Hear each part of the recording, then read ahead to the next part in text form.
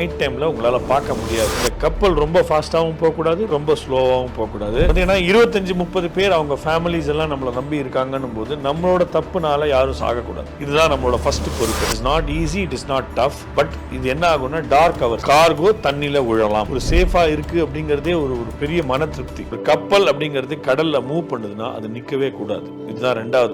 புயல்ல இருந்து தப்பிக்கணும்னா கப்பல் நிக்க கூடாது. ஒரு கார்கோ நம்ம கண்டெய்னர் அப்படின்னு லோட் பண்றோம்ல, அது வந்து ஒரு கப்பல்ல எடுக்கும்போது கப்பல் உள்ளுக்குள்ள இந்த மாதிரி ஒரு ஸ்பேஸ் இருக்கும். இது உள்ளுக்குள்ளேயும் நாங்கள் லோட் பண்ணுவோம். பிளஸ் மேலே வந்து இந்த ஹோல்ட க்ளோஸ் பண்றதுக்கு ஒரு கவர் மாதிரி ஒன்று போட்டிருப்போம். அந்த கவர் பேர் வந்து ஹேட்ச் கவர் அப்படின்னு பேரு. அதுக்கு மேலேயும் கண்டெய்னரை லோட் பண்ணுவோம். அந்த கண்டெய்னரை மேல லோட் பண்ணும்போது அதுக்கு லாஷிங் அப்படின்னு சொல்லிட்டு ஒன்று இருக்கு. அந்த லாஷிங் பண்ணி வைப்போம்.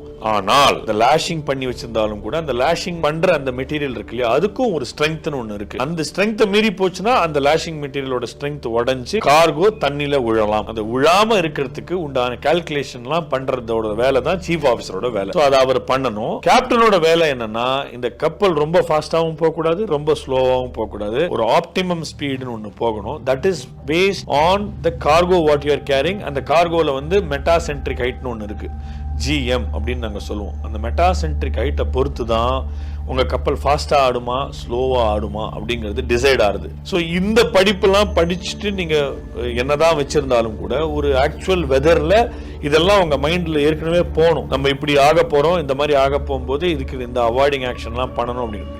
It is not easy, it is not tough. But இது என்ன ஆகும்னா டார்க் ஹவர்ஸ். டே டைம்னா நீங்க பார்க்கலாம் எந்த பக்கத்துல இருந்து அலை வருது அப்படின்னு. நீங்க நைட் டைம்ல உங்களால பார்க்க முடியாது. ஸோ அப்ராக்சிமேஷன்ல நீங்க போகணும் அப்படின்னும் போது உங்க எக்ஸ்பீரியன்ஸ் வந்து மேட்டர் பண்ணணும். ஸோ அந்த எக்ஸ்பீரியன்ஸை கெயின் பண்றது தான் நம்ம எவ்வளவு இன்வால்வ் பண்றோமோ அவ்வளவு கெயின் பண்ணும். ஸோ அந்த involvement is important in any field. You go there, if you are not involved you will not grow up. So you have to be involve. ஏன்னா அந்த பெர்ஃபார்மன்ஸ்லேயே தெரியும் நீங்க இன்வால்வ் ஆயிருக்கீங்களா இல்லையா அப்படிங்கிறது. உங்களுக்கு அது தெரிய ஆரம்பிச்சு நீங்க அதுக்கு அவாய்டிங் ஆக்ஷனை எடுக்க உங்களுக்கே ஒரு மனசுக்குள்ள ஒரு சாட்டிஸ்ஃபேக்ஷன் வரும். நான் படிச்சதை நான் யூஸ் பண்ணதுனால இன்னைக்கு கப்பல் சேஃபா இருக்கு. ஏன்னா அந்த கப்பல் வந்து ஒரு சேஃபா இருக்கு அப்படிங்கிறதே ஒரு பெரிய மன திருப்தி. இது வந்து ஏன்னா 25-30 பேர் அவங்க ஃபேமிலிஸ் எல்லாம் நம்மளை நம்பி இருக்காங்கன்னும் போது நம்மளோட தப்புனால யாரும் சாகக்கூடாது. இதுதான் நம்மளோட ஃபர்ஸ்ட் பொறுப்பு.